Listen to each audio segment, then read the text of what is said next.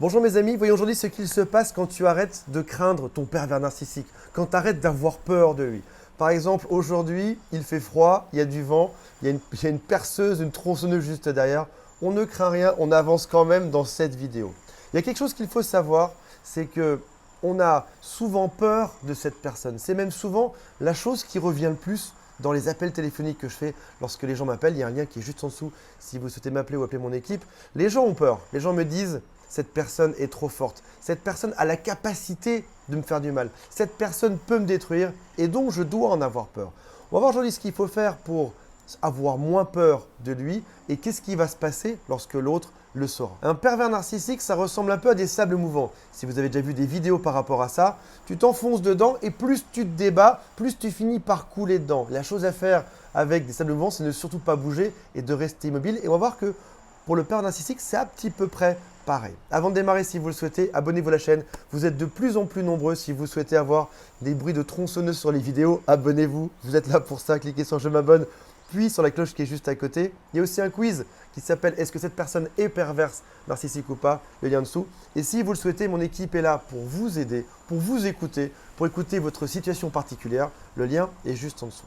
Alors, ce qu'il faut savoir sur un pervers narcissique, c'est que ce sont des personnes qui s'en foutent de tout le monde. La seule personne qui compte au monde pour eux, c'est eux-mêmes. Leur vie, leurs besoins, leur propre agenda avec comment est-ce qu'ils vont faire pour te soutirer ton argent, pour t'isoler, pour récupérer des services de toi. Ce sont des gens qui sont manipulateurs, qui exploitent et qui se sentent supérieurs. Et ça, forcément, ça va venir déclencher des émotions chez nous.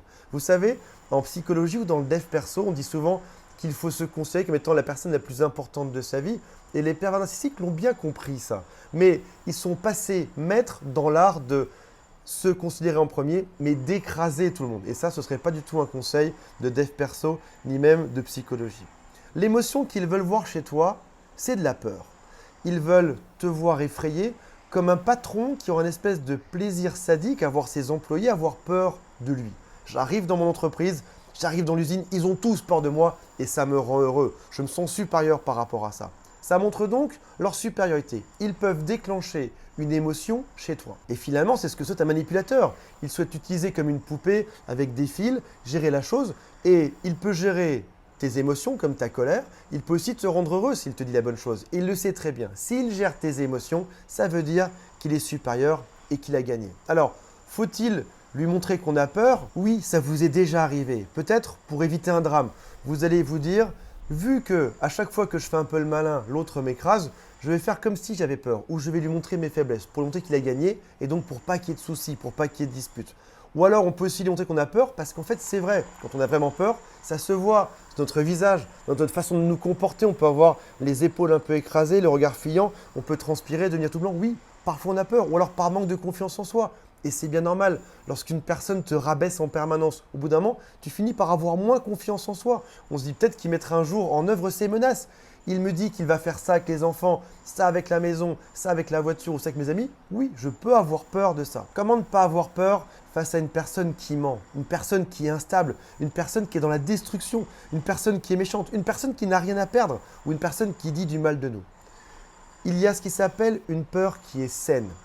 Voyons la situation suivante. Vous êtes passager dans une voiture, la nuit, dans une forêt, et la personne qui roule, le conducteur qui est au volant, à côté de vous, est une personne qui est dépressive. C'est une personne qui n'a plus rien à perdre et qui te dit « je vais foncer dans le ravin, je fonce dans le ravin ». Tu as peur et c'est normal, c'est une bonne chose.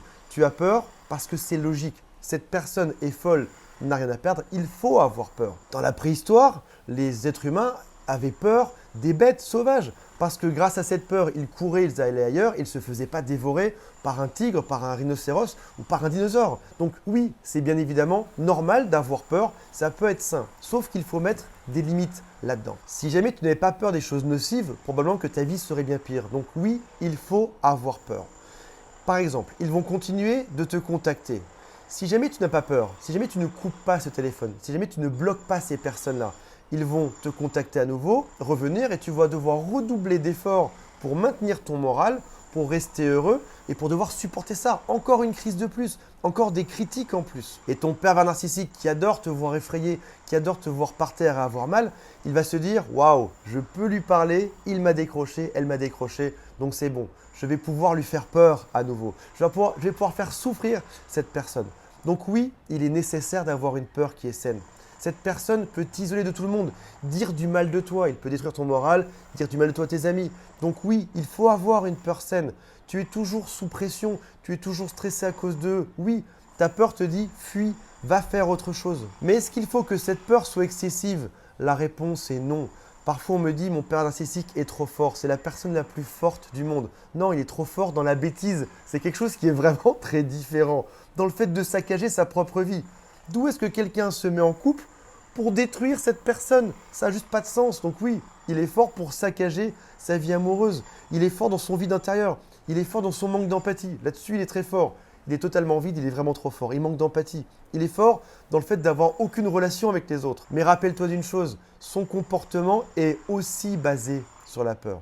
On a dit qu'il y avait une grosse différence entre psychopathe et pervers narcissique, même si ça se ressemble beaucoup au quotidien. C'est que le psychopathe fait ça de manière intentionnelle pour rire, pour voir ce qui va se passer, alors qu'un pervers narcissique est toujours guidé par la peur. Imaginons un bateau de guerre qui arrive dans un pays étranger avec des gros missiles et il va envoyer des missiles au cas où il se fera attaquer par les autres. Donc ce bateau déclencherait une guerre au cas où il se fera attaquer. Et ton pervers narcissique, c'est ce qui se passe.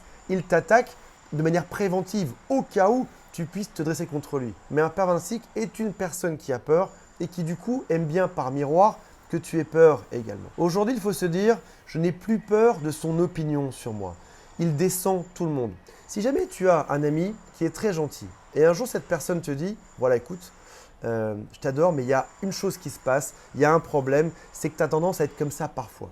Si cette personne est toujours bienveillante, mais qu'elle te fait un reproche, une remarque, dans ce cas, il faut considérer cette reproche. Cette personne est bienveillante et elle dit ça pour que je m'améliore. Maintenant, si quelqu'un fait toujours des reproches avec tout le monde, en permanence sur toi, en permanence sur les autres, quelle est la valeur de ces reproches? Probablement que la valeur est juste nulle. Donc pourquoi est-ce que je devrais m'en faire? Pourquoi est-ce que je devrais avoir quelque chose à faire d'écouter cette personne-là? Donc il y a une différence entre une critique qui est saine, qui est positive pour avancer, et une personne qui critique tout. Aujourd'hui, il faut se dire, je n'ai pas besoin de le persuader qu'il se trompe ou qu'elle se trompe.